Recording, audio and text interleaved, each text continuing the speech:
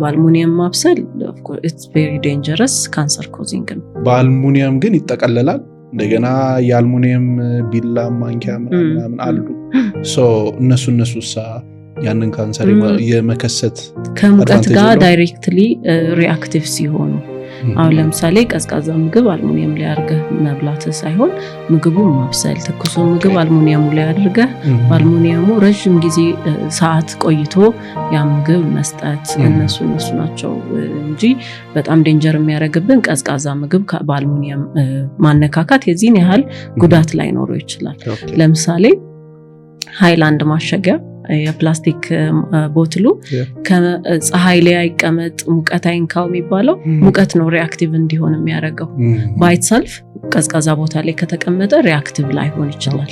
ነገር ግን ፀሐይ ላይ ከተቀመጠ it's very reactive በሙቀት ሪአክት ስለሚያደርግ ከውሃ ውስጥ እኛ አንድ ላይ እንጠጣዋለን ማለት ነው። ሶ ሪአክቲቭ በተለይ ሲሆን የበለጠ ጎጂ ነው።